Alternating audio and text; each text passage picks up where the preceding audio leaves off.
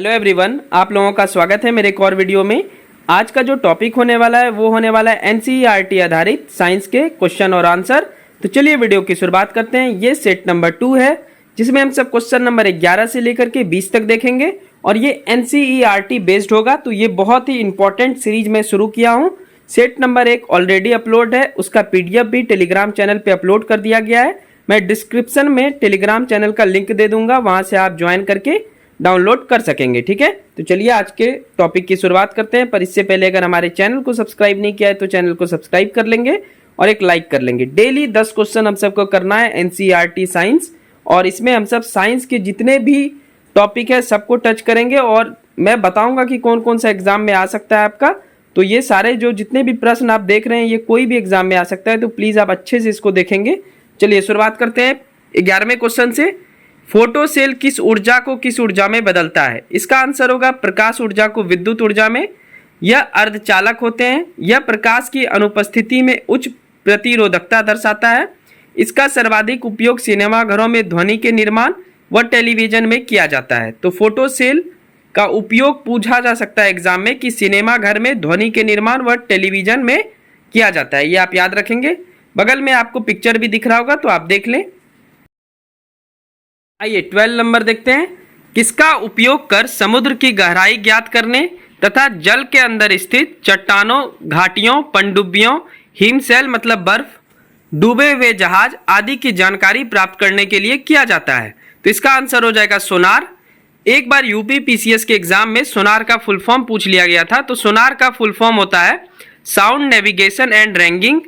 अब देखिए सोनार के बारे में मैं डिफिनेशन लिख चुका हूं। तो सोनार एक ऐसी युक्ति है जिससे जल में स्थित पिंडों की दूरी, दिशा तथा चाल मापने के लिए पराध्वनि तरंगे का उपयोग किया जाता है। तो एक और क्वेश्चन यहाँ पे बनता है कि सोनार में किस तरंगे का उपयोग किया जाता है? तो पराध्वनि तरंगे। मैं मार्क कर दे रहा हूं, इसको आप अंडरलाइन कर लेंगे। ठीक है, बगल में सोनार का फोटो भी आपको दिख रहा होगा। आइए 13वां प्रश्न देखते हैं। मनुष्य की सुनने की क्षमता कितने हर्ट्ज से लेकर के कितने हर्ट्ज तक होती है? तो इसका आंसर हो जाएगा 20 हर्ट्ज से लेकर के 20,000 हर्ट्ज तक। देखिए मनुष्य 20 हर्ट्ज से कम व 20,000 हर्ट्ज से अधिक की ध्वनि तरंगे नहीं सुन सकता है, यानी 20 हर्ट्ज से कम भी नहीं सुन सकता है मनुष्य और 20,000 हर्ट्ज से अधिक भी नहीं सुन सकता है मनुष्य। ठीक है, तो मनुष्य के सुनने की क्षमता जो है वो 20 हर्ट्ज से लेकर के 20,000 हर्ट्ज तक है। अब ये 20 हर्ट्ज से लेकर के 20,000 हर्ट्ज का मतलब एक्चुअल में क्या होता है?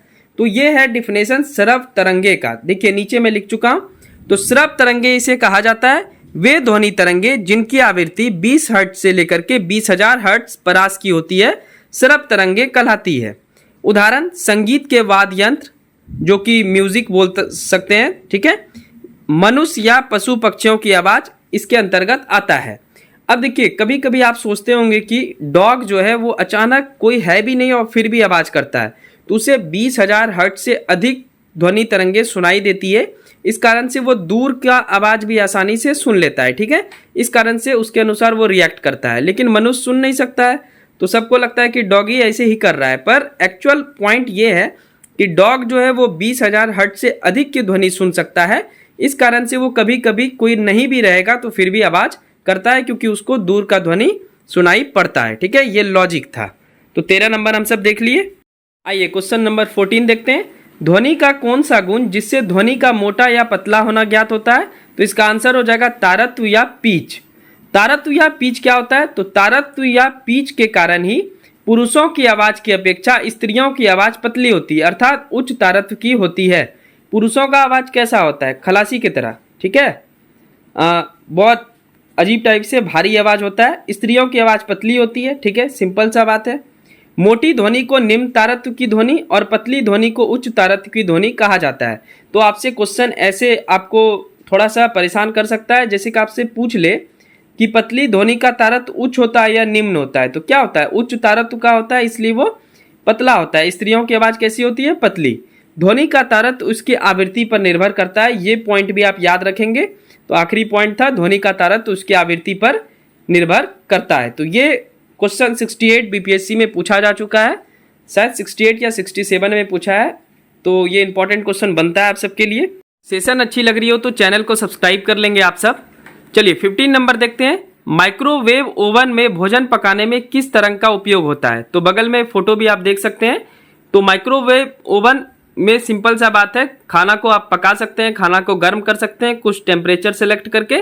तो इसमें किस तरंग का उपयोग होता है? तो इसका आंसर हो जाएगा माइक्रो तरंगे या सूक्ष्म तरंगे। ठीक है, तो माइक्रोवेव ही शुरू हो रहा है तो उसमें कौन सा तरंग यूज होगा? माइक्रो तरंगे, याद करने में भी आसानी होगा। और सूक्ष्म तरंगे, दोनों बात एक ही है। अच्छा, माइक्रो तरंगे या सूक्ष्म तरंगों का अन्य उपयोग क्या है? तो दो तीन उदाहरण आप देख लें। वायुयानों के नेविगेशन के लिए रडार में, जो वायुयान चलता है ऊपर, तो ऊपर तो कोई रोड तो है नहीं, ठीक है, तो उसको इंडिकेशन कैसे मिलेगा कि इसी दिशा में जाना है? तो उसके लिए रडार का यूज करते हैं। तो उसमें किस तरंग का उपयोग होता है? तो माइक्रो तरंग या सूक्ष्म तरंग का उपयोग होता है। परमाणु तथा अणुओं की संरचना में भी माइक्रो तरंगे या सूक्ष्म तरंगे का उपयोग होता है। वाहनों तथा क्रिकेट की गेंद की चाल ज्ञात करने में माइक्रो तरंगे या सूक्ष्म तरंगों का उपयोग होता है। आज तक आप इतना दिन से क्रिकेट देख रहे होंगे, तो कैसे आप देख सकते हैं स्पीडोमीटर में आ जाता है कि मोहम्मद शामी ने इतना स्पीड से बॉल फेंका, बुमराह ने इतना स्पीड से बॉल फेंका। तो वो स्पीड किस तरंग के कारण से हम सब माप पाते हैं? तो माइक्रो तरंग या सूक्ष्म तरंग। ठीक है, सिंपल सा बात है, समझ गए। देखिए ये शॉर्ट नोट्स के तरीके से ही है, इसलिए आप पूरा इसको याद करेंगे। ठीक है, चलिए 16 नंबर देखते हैं। दूध से क्रीम निकालने में किस बल का प्रयोग होता है? तो इसका आंसर हो जाएगा अपकेंद्र बल। बहुत बार ये क्वेश्चन भी आ चुका है। तो इसका एक और उदाहरण है कि वॉशिंग मशीन में ड्रायर द्वारा कपड़े का सूखना भी अपकेंद्र बल के कारण ही होता है।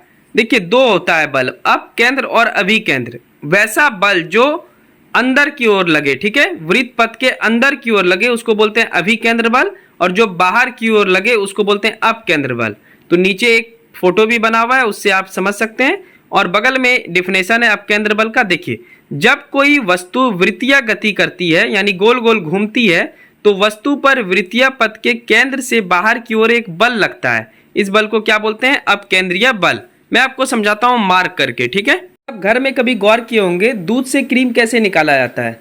तो उस दूध को बहुत देर तक गोल गोल फेंटा जाता है, तो वो गोल गोल क्या हुआ? वो बाहर की ओर बल लगा, ठीक है, उस कारण से ही उससे क्रीम निकलता है। तो जब अपकेंद्र बल का यही होता है उदाहरण कि जब बाहर की ओर बल लगे तो वो अपकेंद्र हो जाएगा, और अंदर की ओर बल लगे तो अभिकेंद्र हो जाएगा। आपको सिंपल सा बात याद रखना है 16 नंबर क्वेश्चन का आंसर।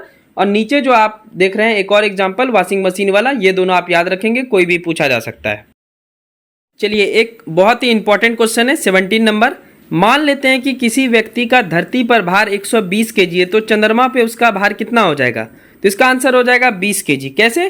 तो 120 गुना 1/6 कर देंगे तो 20 केजी आंसर आ जाता है। देखिए किसी का वेट अगर धरती पे 120 केजी है तो चंद्रमा पे 1/6 गुना कर देंगे, ठीक है, यानी मान लेते हैं वहां पे 120 केजी वाला कोई व्यक्ति जाएगा तो उसका वेट कितना कहलाएगा? 20 केजी कहलाएगा। क्यों? क्योंकि मैं थर्ड लाइन आप देखिए, चंद्रमा का गुरुत्व त्वरण पृथ्वी की तुलना में 1/6 होता है।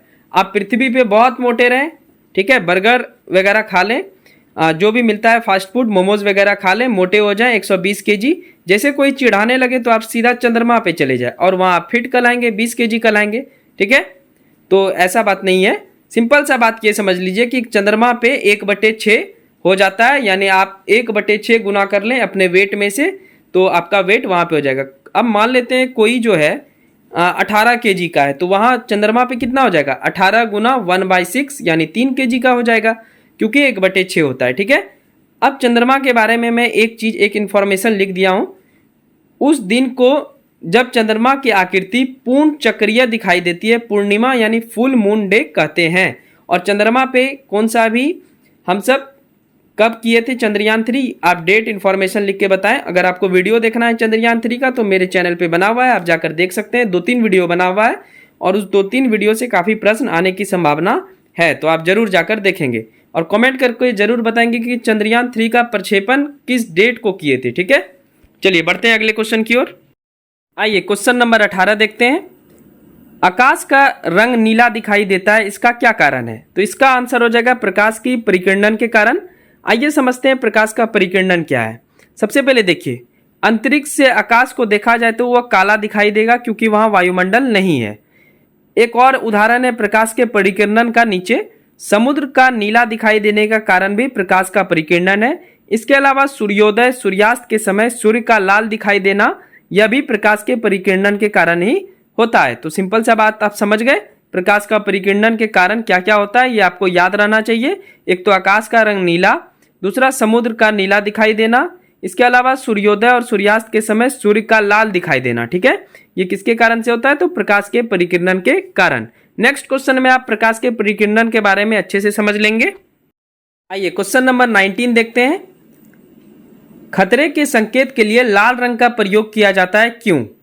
तो आंसर है लाल रंग के प्रकाश की तरंगदैर्घ्य अन्य रंगों की तुलना में अधिक होती है, जिसके कारण लाल रंग के प्रकाश का परिकिरणन सबसे कम होता है, इसलिए अधिक दूरी से देखा जा सकता है। देखिए 2-3 बात इस क्वेश्चन में आप समझेंगे। अगर ये कॉन्सेप्ट समझ गए तो आप आसानी से 2-3 क्वेश्चन को हल कर लेंगे।